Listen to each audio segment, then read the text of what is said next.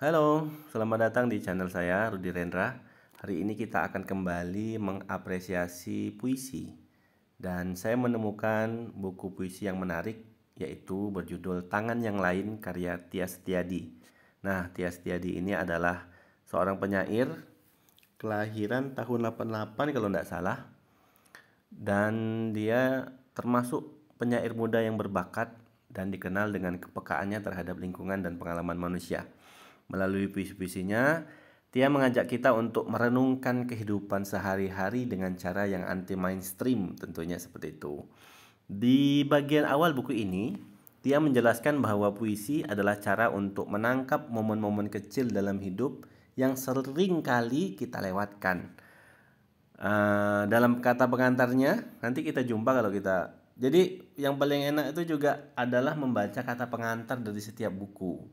Ya, disitulah kita bisa punya kerangka berpikir untuk memahami puisi-puisi yang kita baca dalam buku tersebut. Ya, jadi dalam hal ini saya membaca di kata pengantarnya bahwasannya Tia menekankan bahwa puisi bukan hanya tentang keindahan kata, keindahan sajak-sajaknya, tetapi juga tentang kejujuran dan kehadiran kita sebagai manusia di dunia ini.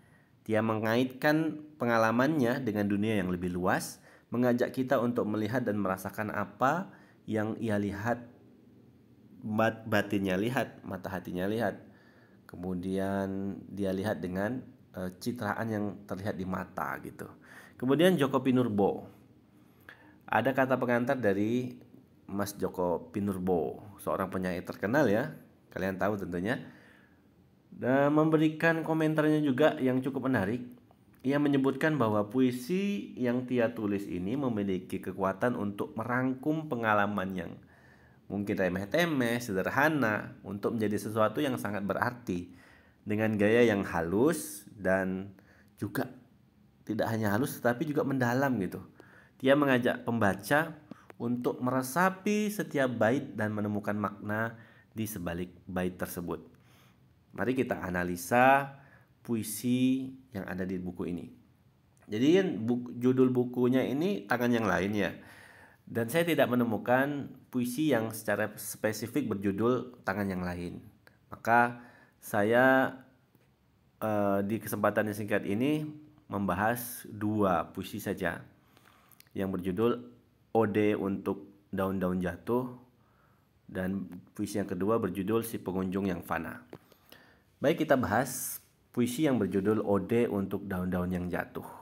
Secara citraan dalam puisi ini dia menggunakan citra daun-daun yang jatuh sebagai simbol perubahan dan siklus kehidupan. Daun yang gugur seperti menggambarkan masa lalu yang tak terhindarkan. Ya, kita memiliki masa lalu dan kita tidak bisa memilih masa lalu, tapi kita bisa memilih masa depan. Namun juga memberi harapan tentunya ya, kalau daun jatuh itu pasti dia akan menjadi pupuk, menjadi kompos secara alami. Artinya apa? Artinya daun itu menggambarkan regenerasi dan kelahiran sesuatu yang baru. Dimakan akar, kemudian menjadi nutrisi bagi pohon, seperti itu ya. Secara tema, puisi Ode untuk Daun-Daun Jatuh ini adalah menggambarkan tentang transisi dan penerimaan. Dan Tia menunjukkan bagaimana kita harus belajar menerima setiap fase kehidupan kita. Ada yang datang, ada yang pergi, ada yang kabur, ada yang hilang, ada yang tak tahu rimbanya, tak ada kabar, ya kan? Banyak hal-hal yang mungkin bahkan hal itu menyakitkan hati kita atau membuat kita bahagia dan sebagainya. Perasaan-perasaan yang hadir dalam kehidupan kita itu disadari bahwasanya itulah siklus yang manusia hadapi dalam hidupnya.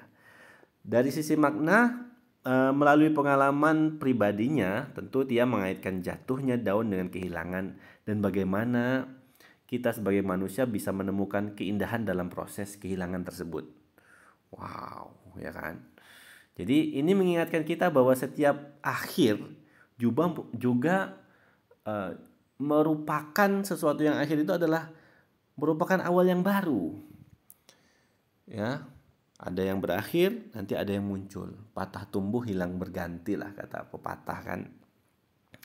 Kemudian kita langsung saja bahas puisi yang kedua, Si Pengunjung yang Fana. Oh ya, untuk yang belum baca, tadi saya kan nggak bacakan puisinya secara utuh ya.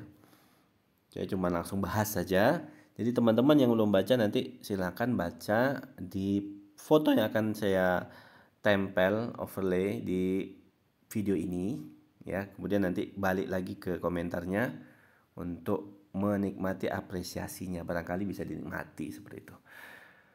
Puisi yang kedua adalah puisi yang berjudul Si Pengunjung Fana.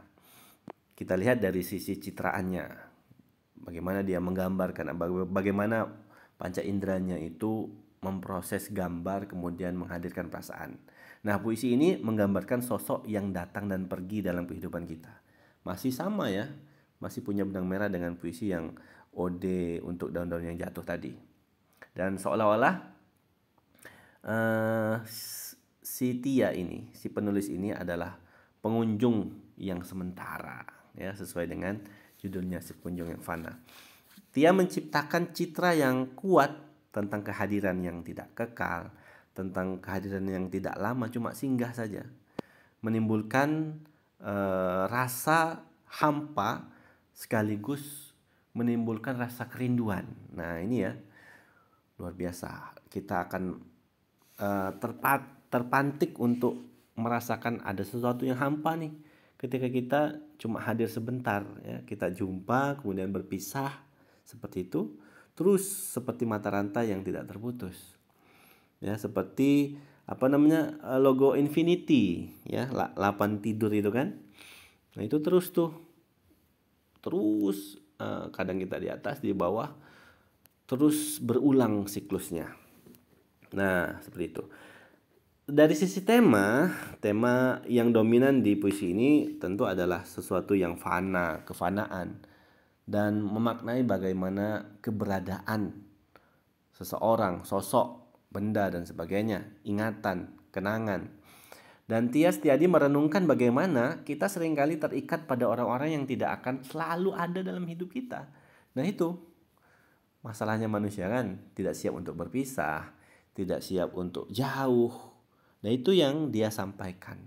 Bagaimana sikap kita ketika kita jauh dari orang-orang terkasih. Bagaimana kita harus menjauh karena sesuatu hal, atau harus ditinggalkan karena hal tertentu.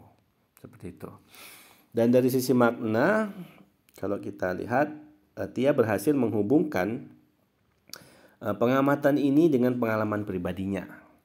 Jadi menjelaskan bagaimana perpisahan mengajarkan kita untuk menghargai waktu kebersamaan, momen yang ada gitu kan. Jadi waktu berpisah itu rasanya ngangenin, kemudian punya kenangan yang indah, bukan malah kenangan yang buruk. Jadi pengunjung yang fana ini mengingatkan kita untuk tidak melupakan orang-orang yang telah memberi warna dalam hidup kita. Agaknya seperti itulah ya makna yang bisa kita petik dari puisi Pengunjung yang Fana. Nah, coba kita merenung praktek lah ya, bagaimana supaya kita bisa menulis puisi seperti ini. Maka mari kita beralih ke bagian praktek menulis. Nah, saya ingin mengajak saya dan semuanya yang pemula, kalau yang sudah pro ya nggak di sini tempatnya, untuk tentunya mencoba menulis puisi dengan tema yang sama, yaitu perubahan dan kefanaan, kehidupan dan kematian, kepergian, kerinduan, ketiadaan, keberadaan, ya seperti itu.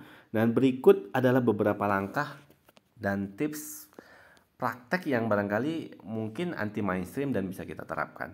Yang pertama, pengamatan yang mendalam. Oke, langkah yang pertama adalah pengamatan yang mendalam. Kita ambil waktu sejenak untuk duduk di luar atau di tempat yang membuat kita tenang, di depan rumah kenangan kita. Kalau saya ini lagi duduk di depan rumah orang tua ya. Orang tua saya sudah tidak ada, dua-duanya bukan dalam arti udah meninggal, tapi orangnya masih ada. Cuman sudah masing-masing lah, ya tahu lah bagaimana rasanya ya kan. Jadi kita amati sekitar kita, kemudian kita perhatikan detil kecil yang mungkin tidak kita sadari sebelumnya dan itu mengalami perubahan. Ya, kita tulis apakah ada sesuatu yang sedang berubah, apakah ada yang kita rasakan saat melihat bangunan rumah kita yang kalau saya lihat sekarang nih rumah saya kan eh, atapnya atap asbes berlumut, sudah kayak mau rusak, mau roboh ya. Resplangnya juga udah digerogoti rayap, kemudian dinding rumahnya berlumut, ya kan? Seperti itu yang citraan itu yang kita ambil, kemudian kita masukkan kenangan-kenangan kita gitu. Ada bagian diri kita yang hadir pada perubahan tersebut. Kemudian langkah yang kedua adalah buat list kata-kata. Maksudnya bagaimana? Setelah kita amati, kita membuat tuh daftar kata-kata atau frasa yang muncul dalam pikiran kita. Nah, dalam hal ini kita jangan ragu untuk menggunakan kata-kata yang tidak biasa atau metafora yang mengejutkan orang membacanya. Bukan kata-kata metafora yang sudah biasa gitu, enggak usah dipakai gitu kan. Orang sudah pakai, banyak yang pakai. Jadi untuk apa kita pakai? Jadi fungsi puisi ini menghadirkan daya ungkap yang baru. Nah, seperti itu ya. Nah, maka disebut lingua franca kan. Lisensi puitika. Maksudnya punya daya ungkap yang bebas gitu. Untuk menggunakan bahasa atau menghadirkan bahasa ungkapan-ungkapan baru. Nah, langkah yang ketiga, nah ini penting nih. Setelah kita amati ya, setelah kita list kata-katanya, coba kita berganti perspektif. Cobalah untuk menulis puisi dari sudut pandang objek yang kita amati tadi. Contohnya tadi yang saya amati adalah dinding yang catnya mulai mengelupas, kemudian berlumut. Nah, itu saya masukkan emosi saya di situ. Nah, ya. Kalau dalam puisi Tias Jadi tadi adalah daun yang jatuh, daun yang luruh. Nah, kita tulislah seolah-olah kita menjadi daun tersebut, ya kan? Apa yang kita rasakan saat terbang, melayang dan akhirnya jatuh. Atau dinding tadi ya kan? Dinding yang berdiri di sebuah rumah yang sepi, kemudian catnya mulai mengelupas. Kita bayangkan diri kita tuh sebagai dinding itu. Ya, kita berganti perspektif. Switch, coba kamu bayangkan kamu adalah dinding tersebut. Kamu rasakan dari hari ke hari, minggu ke minggu, bulan ke bulan, tahun ke tahun, terus berganti, musim berganti, hari waktu berganti, ya kan, orang datang dan pergi. Oh, itu kalau kita bisa nangis itu ya. Apalagi lagi merenung sendirian, terus kita maknai itu akan dahsyat sekali.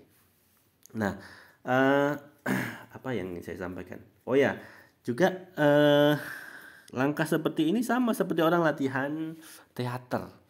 Jadi orang latihan teater itu juga mengandalkan imajinasi yang kuat ya. Dimana saya pernah dengar salah satu tokoh teater itu nyebutin mereka latihan itu, salah satu contoh adegannya adalah coba kamu bayangkan kamu dikejar seekor lebah. Bagaimana reaksi kamu? Ya paling biasa aja. 2 ekor lebah ya udah mulai reaktif. Kemudian 3 ekor lebah. Semakin banyak. Banyak lebah yang mengejar kamu. Sebetulnya semakin gelagapan ya kan, semakin reaktif luar biasa karena takut kena sengat. Kemudian di perintah selanjutnya, coba kamu bayangkan kamu menjadi lebah itu. Wah, itu tentu kita semakin geram ya kan. Ketika kita menjadi lebah, menjadi makhluk yang geram karena manusia ini mengusik sarangnya seperti itu. Nah, langkah keempat adalah bermain dengan struktur.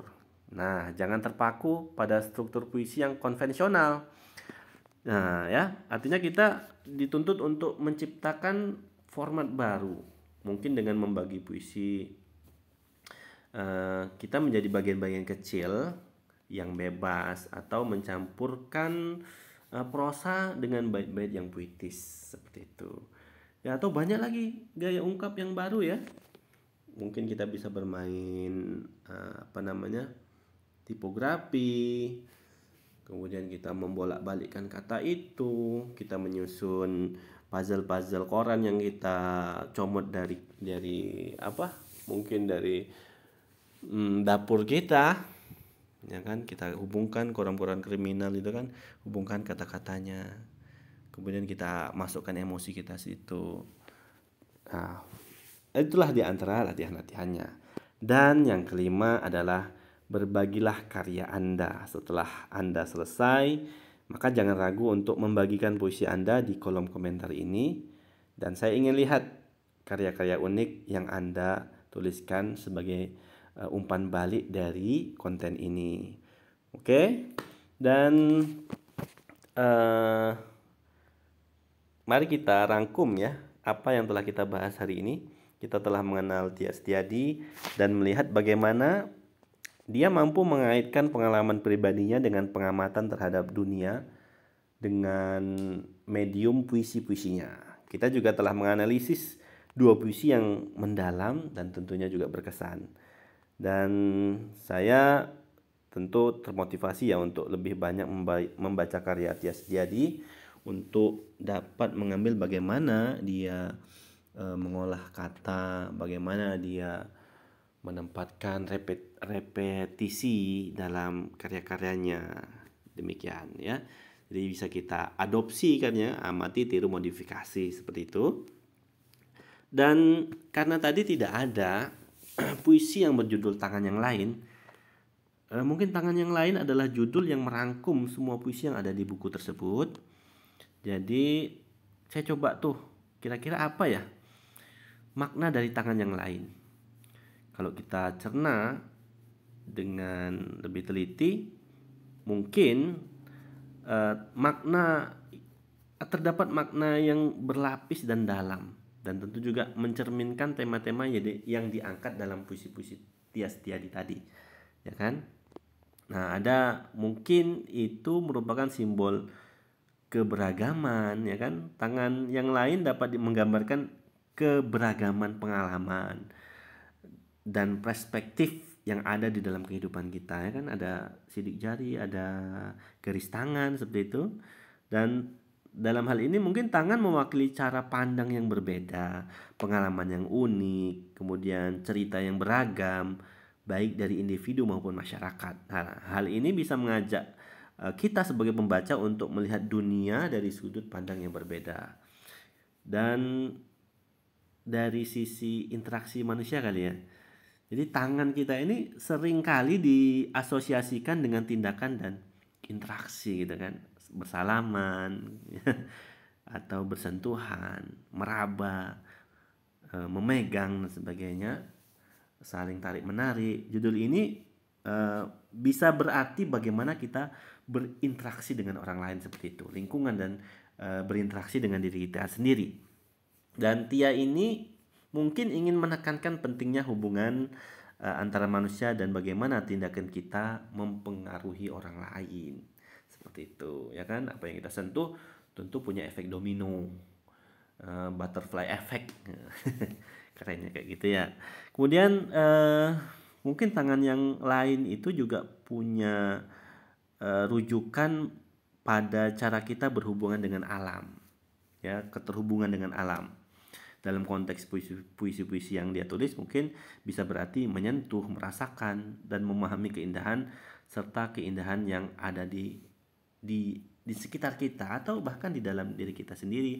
Tulang rusuk yang dekat dengan lengan, ya kan? Bagaimana tangan ini melindungi sesuatu yang paling lemah. Mungkin kalau dipukul, dihantam, itu tangan kita dulu yang melindunginya gitu kan. Dan ini bisa menjadi pengingat bahwa kita semua terhubung dan memiliki tanggung jawab terhadap dunia ini. Dan yang keempat, mungkin barangkali tangan sebagai simbol juga bisa merujuk pada diri kita sendiri, bagaimana kita mengarahkan kehidupan kita dan tindakan yang kita pilih. Ini bisa menjadi refleksi tentang bagaimana kita membentuk jalan hidup kita dan bagaimana tindakan kita menciptakan dampak bagi diri kita dan orang lain, seperti itu. Dan judul Tangan Yang Lain bisa juga menggambarkan dualitas dalam kehidupan. Apa yang tampak di permukaan dan apa yang ada di sebaliknya. Tangan yang lain dapat merujuk pada dua sisi dari setiap pengalaman atau emosi yang mungkin tersembunyi di balik tindakan dan interaksi kita sehari-hari. Dengan demikian, barangkali judul tangan yang lain mengundang pembaca untuk merenungkan makna di balik interaksi manusia, pengalaman hidup, dan keterhubungan kita dengan dunia, baik dalam konteks pribadi maupun kolektif.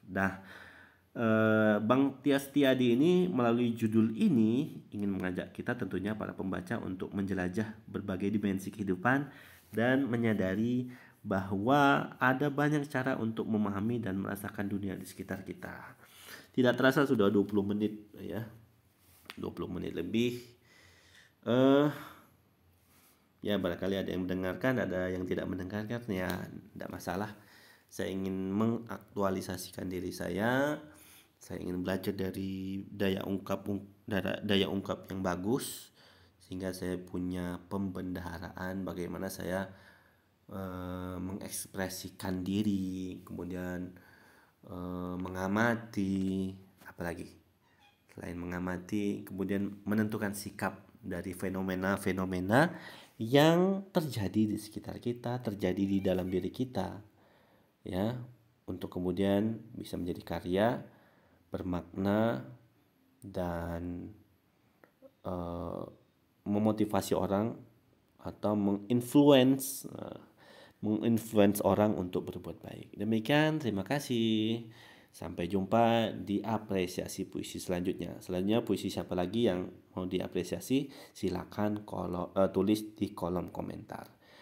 Sampai jumpa. Dadah.